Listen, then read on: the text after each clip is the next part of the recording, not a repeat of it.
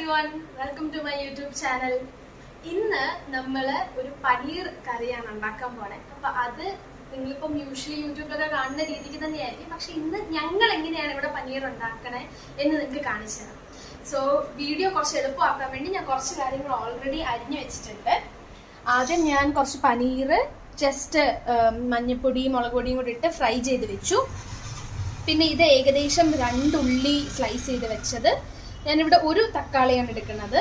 പിന്നെ കുറച്ച് 3 വറ്റൽമുളക്, പിന്നെ ജിഞ്ചർ, ഗാർലിക്, ഇതെല്ലാം കൂടെ എടുത്ത് വെച്ചിട്ടുണ്ട്.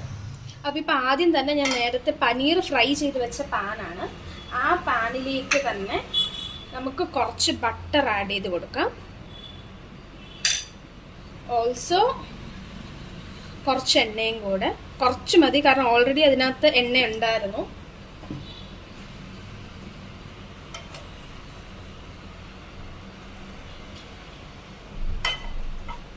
ഇനിയും ബട്ടർ ഒന്ന് മെൽറ്റായി വരുമ്പോഴത്തേനും ഇവിടെ ഞാൻ കുറച്ച് പെരിഞ്ജീരകം, 3 ഏലക്ക, പിന്നെ ഇതിന്റെ പേര് എനിക്കറിയാൻ പാടില്ല, ഞങ്ങളിവിടെ കമ്പും കോലും എന്നൊക്കെയാണ് പറയണേ. ഈ വക സാധനങ്ങളെല്ലാം കൂടെ നമ്മൾ ഇതിലേക്ക് ആഡ് ചെയ്ത് കൊടുക്കാം.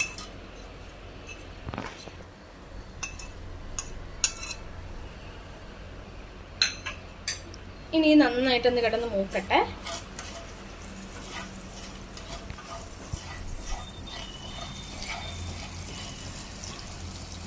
എണ്ണ കുറച്ച് ചൂടായി വരുമ്പോഴത്തേനും നമുക്ക് ഇതിലേക്ക് അരിഞ്ഞു വെച്ചേക്കണ ഉള്ളി,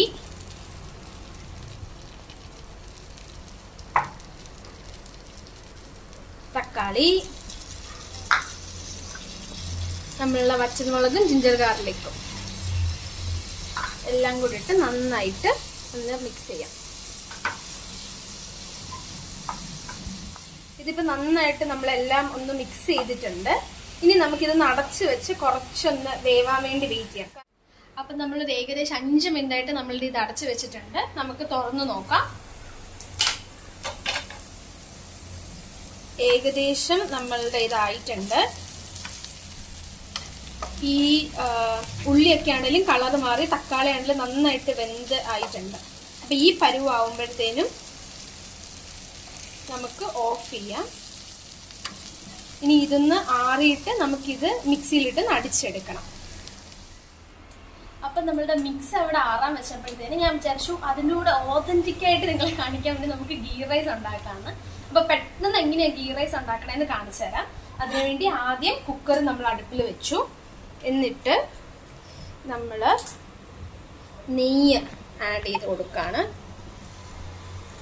ഒരു മിനിറ്റ്.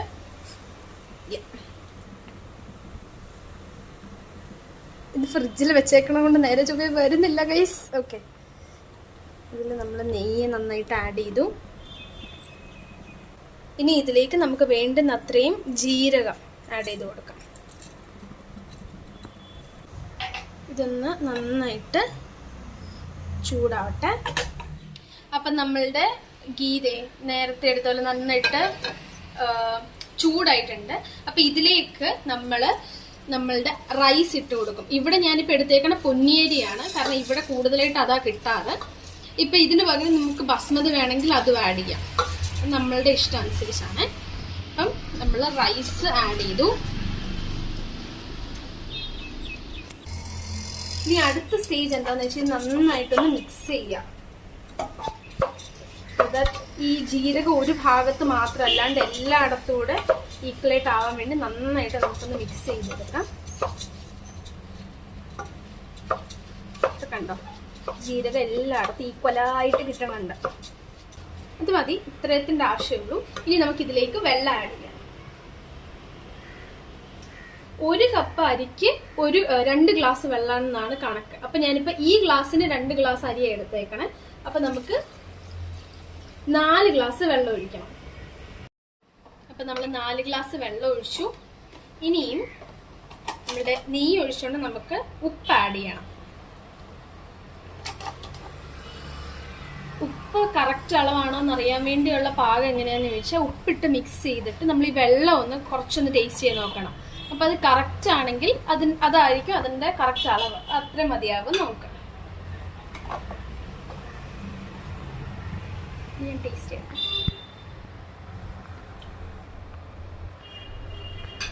കുറച്ചുകൂടെ പൊടിക്ക് വേണം.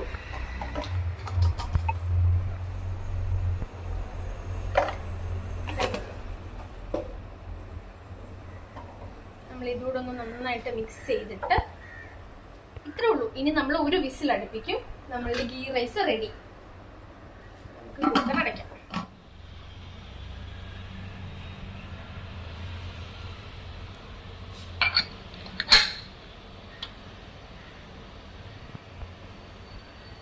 ഇനി നമ്മൾ തീ കൂട്ടി വെച്ച് ഒരു വിസില് ഓഫ് ചെയ്യാം. അത്രേ ഉള്ളൂ.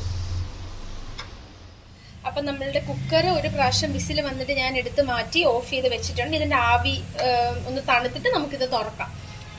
ആൻഡ് അപ്പോഴത്തേന് നമുക്ക് വേറൊരു പാൻ വെച്ചിട്ട് കുറച്ച് എണ്ണ, കുറച്ച് മതി, ഇതിലേക്ക് ഞാനിപ്പോ ഒരു സവോള എടുത്ത് ചെറുതായിട്ട് അരിഞ്ഞത്, പിന്നെ ഒരു ചെറിയ പച്ചമുളക്,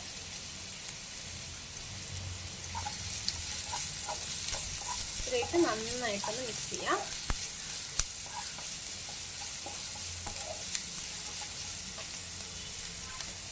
നമ്മൾ നേരത്തെ ഒന്നും ചോറിനല്ലാണ്ട് നേരത്തെ ഒന്നും നമ്മൾ ഉപ്പിട്ടിട്ടില്ല.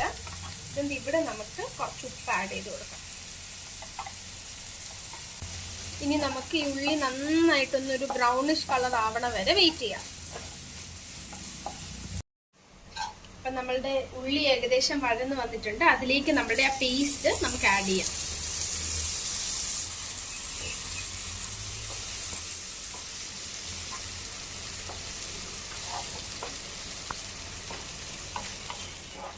ഇനി നമുക്ക് ഇതിലേക്ക് നമ്മളുടെ മസാലയൊക്കെ ആഡ് ചെയ്ത് കൊടുക്കാം.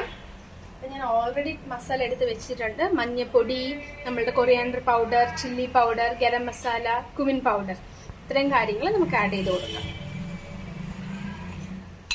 അപ്പൊ ഇതുവരെ നമ്മൾ നമ്മളുടെ പേസ്റ്റ് രൂപത്തിലാക്കാൻ വേണ്ടി കുറച്ച് വെള്ളം ഒഴിച്ചടിച്ചതല്ലാതെ ഇതുവരെ നമ്മൾ ഇതിനകത്ത് വെള്ളം ഒന്നും ചേർത്തിട്ടില്ല. ഇതിങ്ങനെ എണ്ണ വിട്ട് വരുന്ന രൂപം വരെ ആവണ വരെ നമ്മളിങ്ങനെ വെള്ളം ചേർക്കാണ്ട് നമുക്കൊന്ന് വേവിക്കാം. അപ്പൊ ഏകദേശം ഇങ്ങനെ എണ്ണ വിട്ട് വരുന്ന പരുവായിട്ടുണ്ട്. നമുക്കിതിലേക്ക് കുറച്ചുകൂടെ വെള്ളം ആഡ് ചെയ്ത് കൊടുക്കാം. ഇനി ഇതൊന്ന് തിളയ്ക്കണ വരെ ഒരു 5 മിനിറ്റ് നമുക്കൊന്ന് അടച്ചു വെച്ച് വേവിക്കാം. ഈ സമയം ആകുമ്പോഴത്തേന് നമ്മളുടെ റൈസ് റെഡി ആയിട്ടുണ്ട്. നമുക്ക് അതിന്റെ അവസ്ഥ എന്താന്ന് നോക്കാം.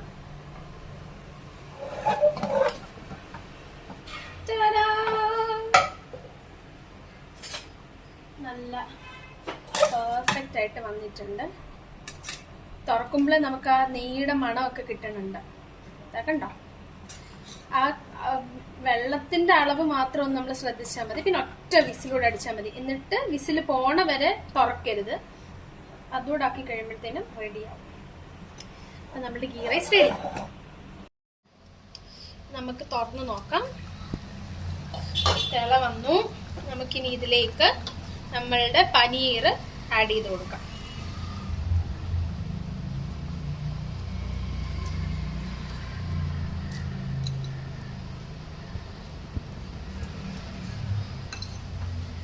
ഇനി പിന്നെ നമുക്കൊന്ന് മിക്സ് ചെയ്തിട്ട് ഏകദേശം ഒരു 5 മിനിറ്റ് കൂടെ ഒന്ന് അടച്ചു വെച്ചാൽ മതി. എന്നിട്ട് അതാവുമ്പോഴത്തേന് പിന്നെ നിങ്ങളുടെ ഓരോരുത്തരുടെ ഇഷ്ടം അനുസരിച്ച് ഇത്രയും ചാറായിട്ട് വേണ്ടെന്നാണെങ്കിൽ നിങ്ങൾക്ക് കുറച്ചുകൂടെ വറ്റിക്കാം. അല്ലെങ്കിൽ അത്രയും വെള്ളം ആഡ് ചെയ്യേണ്ട ആവശ്യമില്ല. പിന്നെ ഉപ്പ് കൂടെ നോക്കിയിട്ട് ടേസ്റ്റിനനുസരിച്ച് ഉപ്പ് കൂടെ ഈ ഒരു സ്റ്റേജിൽ ആഡ് ചെയ്ത് കൊടുക്കാം.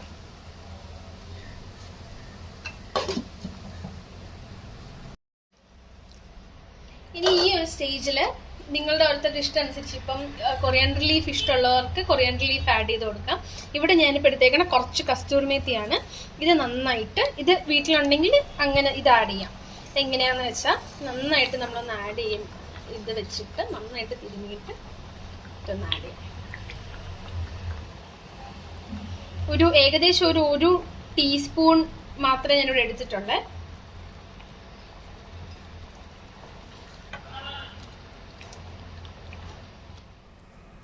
അങ്ങനെ ഇപ്പൊ നിങ്ങൾക്ക് കാണാം, ഇത് കുറച്ചിങ്ങനെ എണ്ണ തെളിഞ്ഞ് ഇതിൽ വന്നിട്ടുണ്ട്. ഈ പരുവാകുമ്പോഴത്തേനും നമുക്ക് ഓഫ് ചെയ്യാം.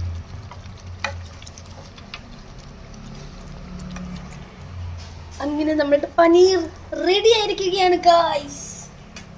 നമ്മള് നേരത്തെ ഉണ്ടാക്കിയ ജീര റൈസ് കുറച്ചെടുത്തു. ഇത് ആക്ച്വലി ആറിയിട്ടൊക്കെയാണ് ചെയ്യേണ്ടത്, പക്ഷെ ഇവിടെ വിശന്നിട്ട് നമുക്കിരിക്കാൻ വയ്യാത്തത് കൊണ്ട് നമ്മളിത് എടുക്കുകയാണ്. യെസ്, അങ്ങനെ നമ്മളുടെ പനീറും ഗീ റൈസും റെഡി ആയിട്ടുണ്ട്. അപ്പൊ ഈ കറി വേണമെങ്കിൽ നിങ്ങൾക്ക് നിങ്ങളുടെ വേറെ ഇഷ്ടം അനുസരിച്ച് ചപ്പാത്തിയോ അല്ലെങ്കിൽ നാനോ അങ്ങനെ എന്തെങ്കിലും ഉണ്ടെങ്കിൽ അതിനനുസരിച്ച് കഴിക്കാം. റൈസിന്റെ കൂടെ ആണെങ്കിലും കഴിക്കാം. അപ്പം പറ്റണവരൊക്കെ ഇത് ട്രൈ ചെയ്യുക, എന്നിട്ട് അഭിപ്രായം അറിയിക്കുക. അപ്പൊ ഞാൻ കുറച്ച് പനീർ ടേസ്റ്റ് ചെയ്ത് കാണിച്ചു തരാം. നല്ല ചൂടാണ്.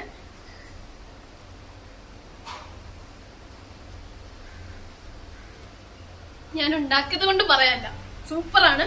ഇതെല്ലാവരും ട്രൈ ചെയ്ത് നോക്കണം. എല്ലാവർക്കും ഇഷ്ടപ്പെടും. ഒരുമാതിരിപ്പെട്ട പനീർ ഇഷ്ടമുള്ള ആൾക്കാർക്ക് ഒക്കെ ഇഷ്ടപ്പെടും. പിന്നെ ഇപ്പം ഒരു ദിവസം നിങ്ങൾക്ക് വെജ് കഴിക്കണം എന്നൊക്കെ ആഗ്രഹമാണെങ്കിൽ ഇത് ട്രൈ ചെയ്ത് നോക്കാം. ഭയങ്കര എളുപ്പമുള്ള റെസിപ്പിയാണ്. അപ്പം ട്രൈ ചെയ്യുക, അഭിപ്രായം അറിയിക്കാം. വേറെ വീഡിയോയിൽ കാണാം. അതിലേക്ക് ബൈ ബൈ.